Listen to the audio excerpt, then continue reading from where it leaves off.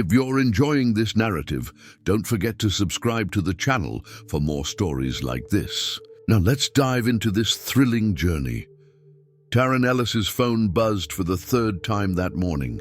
On the screen, yet another Instagram notification. Her sister, Vanessa, had just posted a picture of herself lounging in front of a crystal-clear turquoise sea. The caption simply read, "Paradise found. Und Maui Sea, Hawaii.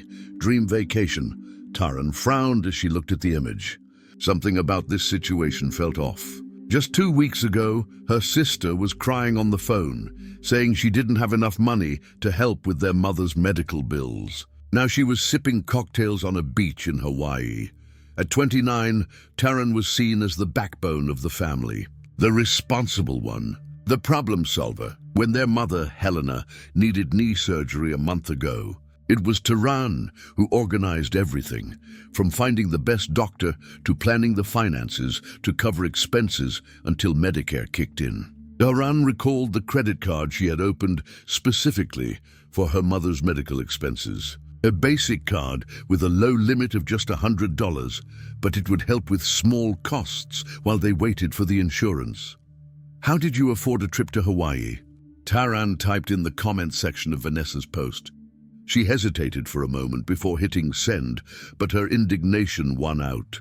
The response came almost instantly, as if Vanessa had been waiting for that question. "Oh, sis, I used your credit card. You don't mind, do you? After all, we're family. I only spent $100,000, no big deal."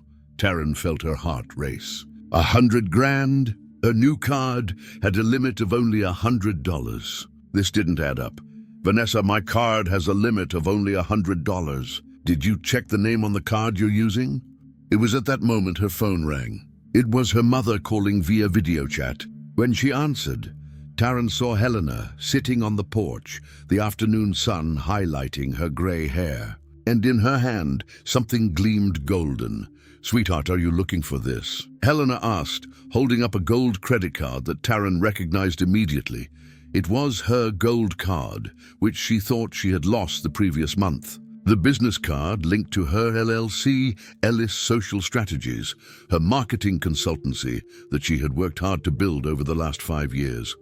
Air rushed from her lungs. It wasn't the newly opened card for her mother's medical expenses that Vanessa was using.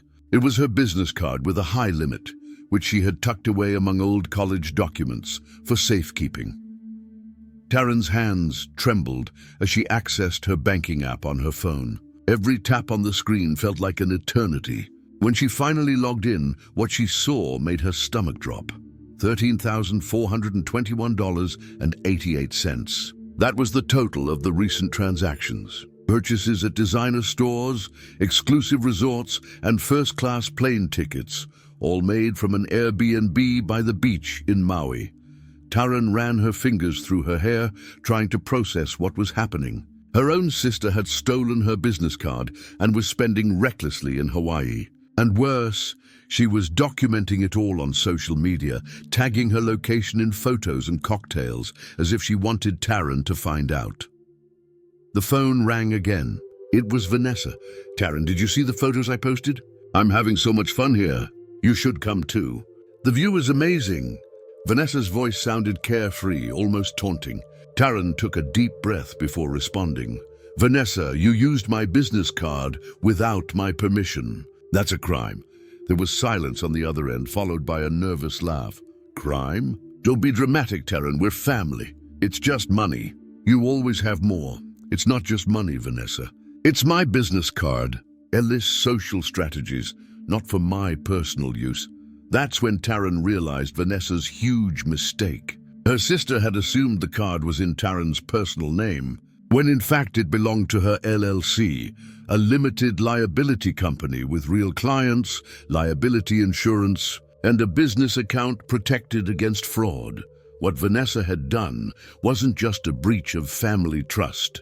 It was a 6-figure financial crime against a legally registered business. Without another word, Taryn hung up and immediately called the bank, canceling the card. Then she called the nearest police station and filed a report. Finally, She contacted her corporate attorney, Maya Hensley. "Maya, I need your help urgently." As she explained the situation to Maya, Taryn felt a mix of anger and sadness. How could her own sister do this to her? How could her own mother be complicit in this betrayal? "Taryn, this is serious," Maya said after hearing the whole story. "What your sister did isn't just a family issue. It's fraud, and since the card is linked to your business, we have a solid case in both civil and criminal court." Maya advised Taryn to alert the issuing bank about the fraud committed by a family member and to gather all receipts, transaction records, and geotags to file a claim. This will trigger a federal investigation since the amount exceeds $50,000 in potential damages, Maya explained. "The good news is your business insurance should cover most, if not all, of the fraudulent expenses." After following all of Maya's instructions, Taryn sent a message to Vanessa. "I just filed a report for fraud and misuse of my business card. The bank has been notified and the transactions are being investigated. You have 24 hours to contact me and discuss how you plan to pay back the money before this becomes a federal case." Vanessa's reply was simply a string of laughing emojis, followed by, "You wouldn't do this to me, sis. We're family, remember?" Taryn forwarded that message to Maya, who confirmed it would serve as evidence of motive and awareness of the action. Taryn's phone rang again. It was her mother, Taryn Ellis. "What's this nonsense about you filing a report against your own sister? It's just a credit card, for heaven's sake." Helena's voice was overflowing with indignation, as if Taryn were the villain in this story. "It's not just a card, Mom. It's my name. It's my business. It's everything I built over the past few years. You've always been this way, so selfish. Your sister just wanted a moment of happiness."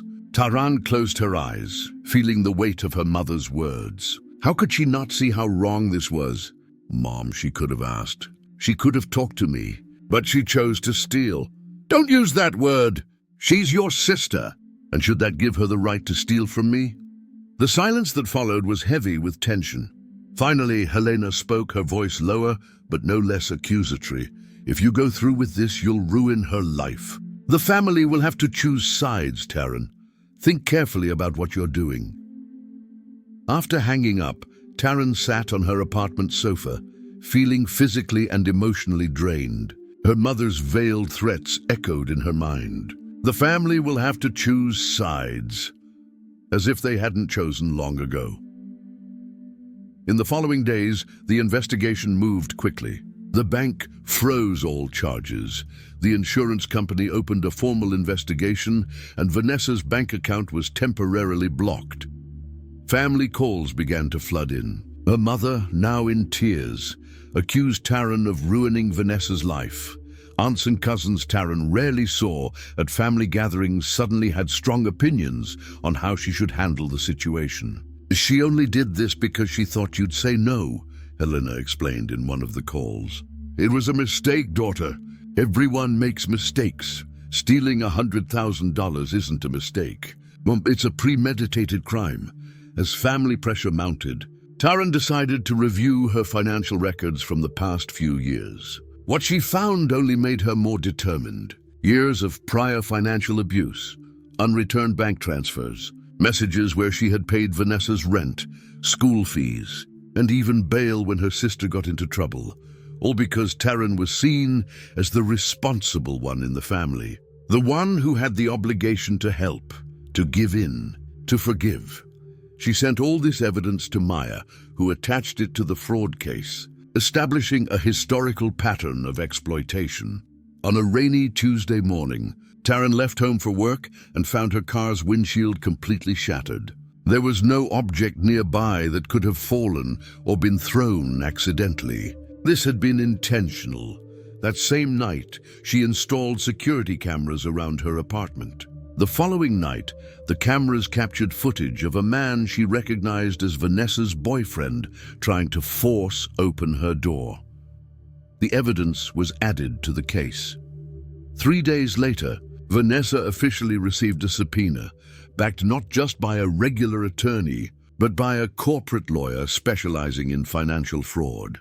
That afternoon, Taryn's doorbell rang insistently. When she opened the door, Vanessa stood there, her eyes red from crying, but her face twisted in anger. "How could you do this to me?" "Take this to court?" she shouted as soon as the door opened. "Do you really want to destroy your own sister over money? Is that what matters to you?" Taryn studied her sister for a moment, seeing her as if for the first time. Vanessa had always been the special child, the one who needed more attention, the one who never had to face the consequences of her actions because there was always someone, usually Taryn, cleaning up her mess. "It was never about money, Vanessa," Taryn replied with a calm that surprised even herself. "It's about respect, about boundaries, about consequences. You've always thought you were better than everyone," Vanessa accused, tears streaming down her face. "Always so perfect, so responsible. And now you want to send me to jail?" "I'm not sending you anywhere. Your actions have consequences, Vanessa. For the first time in your life, you're going to have to face them." Taryn handed the subpoena to her sister and began to close the door. "You can't do this to me," Vanessa yelled, putting her foot in the way to prevent the door from shutting. "We're sisters. You should protect me." "And who protects me from you, Vanessa?" With that question, Taryn managed to close the door, while her sister continued shouting outside, calling her selfish, cold, and calculating. That night, Taryn couldn't sleep. Vanessa's words echoed in her mind. Was she really the villain in this story? Was she being cruel by not forgiving once again? In the morning, an email from Maya brought more information about the case. The bank had provided additional data, IP addresses with date and timestamps, device records, and a flagged login attempt from Vanessa's apartment on the day she accidentally activated the gold card. The insurance company formally approved the claim, activating full fraud protection. The charges were refunded, and Taryn's account was cleared.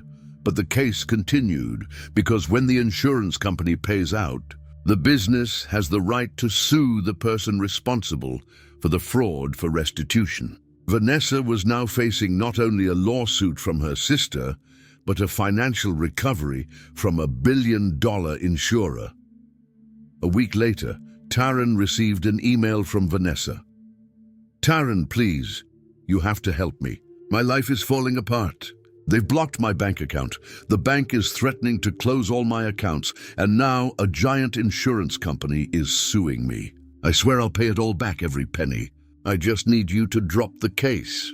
Please, I'm your sister. Families forgive each other." Taryn reread the email several times before responding. "Pay the insurance company. They own the debt now." The next day, her mother sent an email. "Are you happy now? You've ruined the whole family just to prove a point. Vanessa could go to jail, you know. She could have a criminal record for the rest of her life. All because you can't forgive. I never thought I'd raise such a vengeful daughter."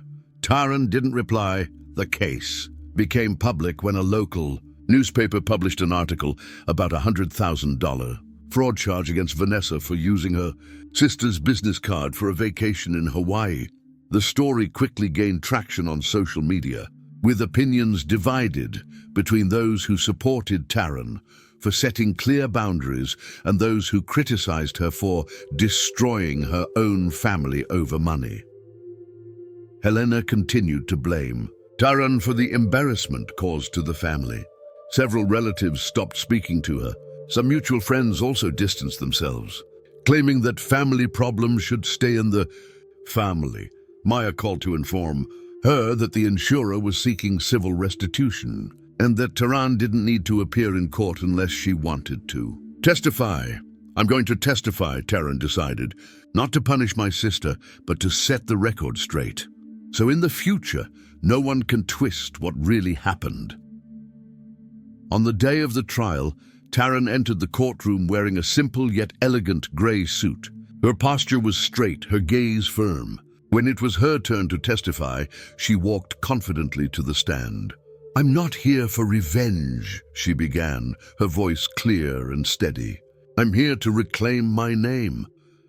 She explained how she had opened a credit card specifically to help with her mother's medical expenses, and how her trust had been betrayed when she discovered her sister was using her business card for luxurious vacations.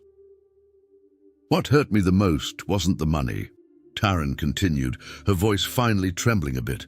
"It was the betrayal of trust. She didn't just steal money, she stole trust. She took my face, my credit, my name, and used them as a mask to buy a vacation." The decision came quickly. Vanessa was ordered to pay restitution to the insurance company. Her assets would be monitored, and any attempts to open new lines of credit would trigger a detailed report. Outside the courtroom, Vanessa approached Taryn, her face a mix of anger and humiliation. "Are you happy now?" she asked, her voice laced with sarcasm. Taryn looked at her sister, feeling not anger but a kind of peace she hadn't expected. "I'm whole now," she simply replied. "Do you think that makes you better than us?" "No," Taryn said. "It just makes me free from you."